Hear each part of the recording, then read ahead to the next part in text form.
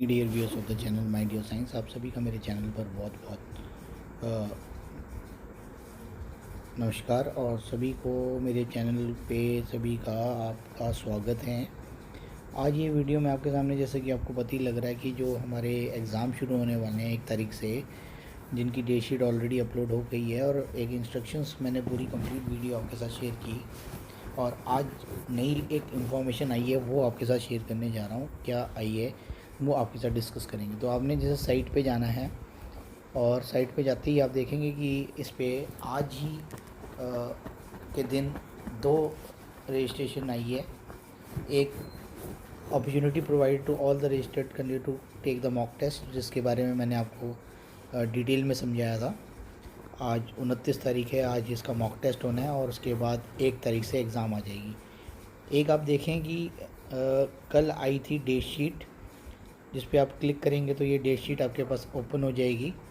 तो ये date sheet मैंने बताया है कि अपने जो भी पेपर्स हैं, इसमें पूरी कंप्लीट सिलेबस की डिटेल है। ये सारी की सारी आपने नोट करके रख लेनी है और जो जो पेपर है उसकी टाइमिंग्स और ये सारी चीज़ें नोट कर लेनी है, जिससे कि आपको पेपर में किसी भी तरीके की कठिनाई ना हो। अब लिए चलता हूँ मैं आपको, अपना डिस्कस करेंगे कि आज क्या इंस्ट्रक्शन आई है।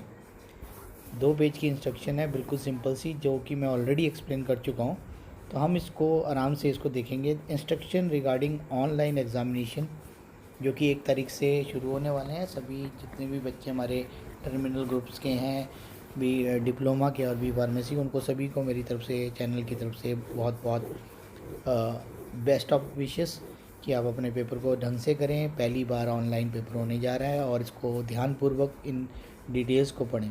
Log in time will be 15 minutes from the time of start of concern subject. जैसे मैंने अभी आपको बताया कि भाई आपने सबसे पहले अपना डेट शीट नोट करनी है और उसका जो टाइम है, अगर 10:30 बजे एग्ज़ाम स्टार्ट हो रहा है तो 15 मिनट पहले ही लॉगिन कर लेनी है।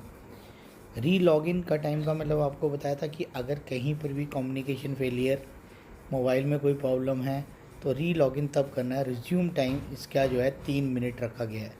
आपको किसी भी तरीके से भी 3 मिनट के अंदर अंदर री लॉगिन करनी है, अदरवाइज़ आपका जो पेपर है वो एक तरीके से कैंसिल हो जाएगा और आपका जो टाइम है वो सारा का सारा ख़राब हो जाएगा। ये बहुत ही इम्पॉर्टेंट है, इसको बहुत ही ध्यानपूर्वक आपने करना है।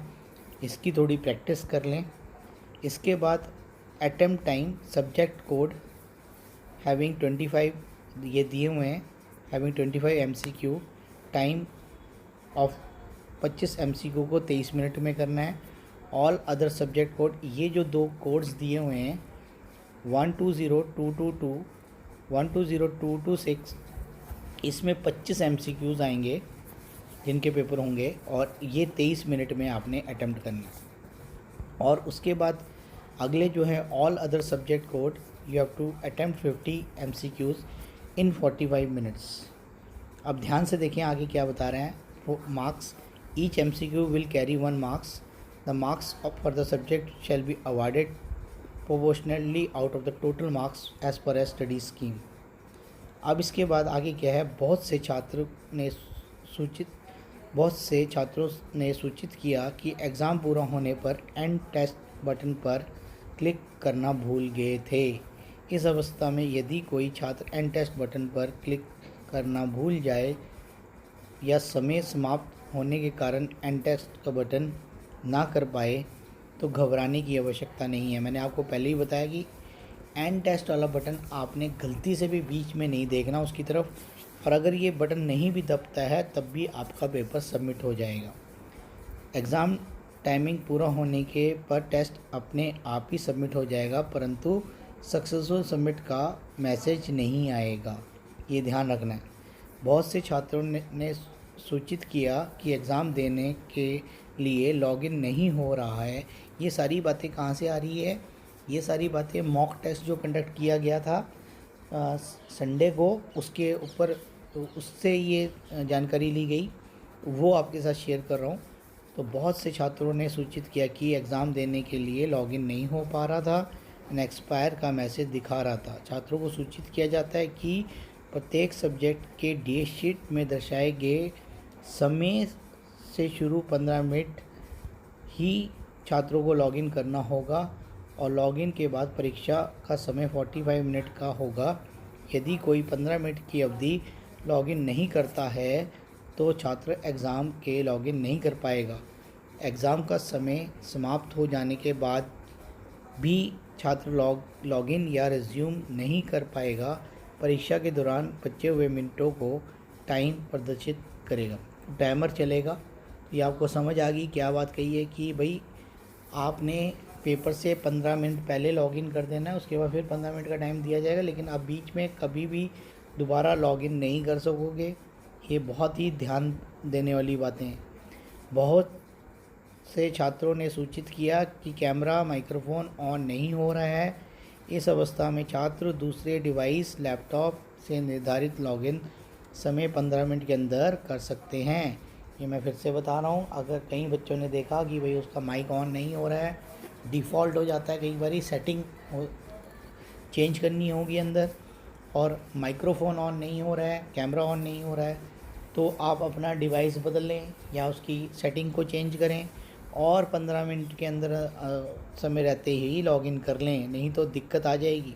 ये ज़रूरी नहीं है कि रजिस्ट्रेशन के दौरान मोबाइल नंबर रजिस्टर किया है छात्र उसी मोबाइल नंबर से एग्ज़ाम दे। ये कोई बात नहीं है कि जिस नंबर से आपने मोबाइल रजिस्टर किया है उसी पे एग्ज़ाम दे। एग्ज़ाम के लिए आप कोई भी मोबाइल यूज़ कर सकते हैं। छात्र किसी भी मोबाइल और किसी भी मोबाइल नंबर पर का इस्तेमाल एग्ज़ाम के लिए कर सकता है।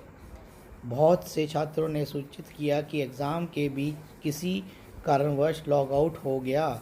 इस अवस्था में छात्र उसी डिवाइस या किसी अन्य डिवाइस 3 मिनट के अंदर दोबारा ही रीलॉग कर सकते हैं, परंतु 3 मिनट के बाद छात्र दोबारा एग्ज़ाम में री लॉगिन नहीं कर पाएगा। ये बहुत ही कठिन समय है बच्चों आप लोगों के लिए। बहुत ही ध्यान से ये सारी बातें इंस्ट्रक्शंस पढ़ रहा हूँ, मैं आपके साथ शेयर कर रहा हूँ। मैं भी आपकी परेशानी समझ रहा हूँ, बहुत दिक्कत है, टेक्निकल है सारा का सारा। अब नेट की कनेक्टिविटी, नेट की स्पीड, मोबाइल की बैकअप, सारी बातें इसमें निर्भर करती है। और ये देखिए, ये साफ क्लियर कहता है कि अगर किसी कारणवश लॉग आउट हो गया तो 3 मिनट का समय रखा गया है। 3 मिनट के अंदर आपको हर हालत में दोबारा लॉगिन करना है। अगर री लॉगिन नहीं हुआ तो आपका पेपर समझ लो रद्द हो गया। बहुत से छात्रों ने सूचित किया कि 5 बार वार्निंग आने के बाद पेपर अपने आप सबमिट हो गया तथा दोबारा लॉगिन करने पर एक्सपायर दिखा रहा है। ऐसे छात्रों को दोबारा सूचित किया जा रहा है कि वह एग्ज़ाम के दौरान ब्रेज़ को दोबारा खोलने की कोशिश ना करें, रिफ़्रेश ना करें। इनकमिंग कॉल आने पर उसी डिक्लाइन या रिजेक्ट करें और एसएमएस व्हाट्सएप मैसेज को ना खोलें। फिंगर से स्क्रीन के ऊपर ज़्यादा ऊपर नीचे भी ना करें, जैसे मैं अब ये मूवमेंट कर रहा हूँ ये भी ना करें। इन अवस्थाओं में आपको वार्निंग दी जाएगी। किसी भी कारण से अगर 5 वार्निंग इशू हो गई तो आपका पेपर जो है सबमिट हो जाएगा। क्वेश्चन को पूरा करने के बाद ही प्रीवियस या नेक्स्ट विकल्प का इस्तेमाल करें। एग्ज़ाम दें और भूल कर भी परीक्षा पूरा समाप्त होने से पहले एंड टेस्ट का बटन ना दबाएं। ये मैंने आपको पहले ही बताया था कि एंड टेस्ट वाला जो बटन है वो बहुत ही ज़्यादा ख़तरनाक है। अगर आपने गलती से भी उस पर हाथ क्लिक हो गया, क्योंकि मोबाइल है कहीं पर भी हाथ लग जाता है, तो आपने प्रीवियस और नेक्स्ट वाले क्वेश्चन को तो करना है। जैसे आप कोशिश यही करें कि जैसे पहला पेपर क्वेश्चन कर लिया, उसके बाद फिर आप नेक्स्ट पे चले जाएं। अगर पहले का आंसर नहीं आया, आपको डाउट है, फिर आप प्रीवियस में जाएं, लेकिन गलती से भी एंड टेस्ट का बटन ना दबाएं। तो ये छोटी सी वीडियो आप लोगों की जानकारी के लिए फिर से मैं अपने चैनल की तरफ से चंद्र प्रकाश आप लोगों को सभी को एग्ज़ाम की बहुत बहुत शुभकामनाएं देता हूं और भगवान करे आपका जो पेपर है बहुत अच्छा हो। और ये नया एक तरीका है जो ऑनलाइन एग्ज़ाम देने का, इसमें बहुत ज़्यादा ट्रेनिंग की ज़रूरत है और मैं भी आपकी इस परेशानी समझ सकता हूँ, आप लोगों के साथ हूँ। लेकिन क्या करें, कोविड के कारण इस तरीके की जो इस्तेमाल है इलेक्ट्रॉनिक इक्विपमेंट्स की हमें यूज़ करनी पड़ रही है, न्यू गैजेट्स यूज़ किए जा रहे हैं, तो है तो परेशानी सभी के लिए, लेकिन क्या कर सकते हैं, इसमें कोई हल नहीं है। तो आपको अब पेपर तो देने ही है और जैसे कि गाइडलाइंस आई हुई है, तो इस तरीके से मैं यही आशा करता हूँ कि थोड़ी सी वीडियो आपको अच्छी लगी होगी और इसी तरीके से चैनल के साथ जुड़े और सभी अपने जितने भी साथी हैं उनको चैनल के बारे में बताएं। धन्यवाद। Thank you for watching my channel, that is mind your science.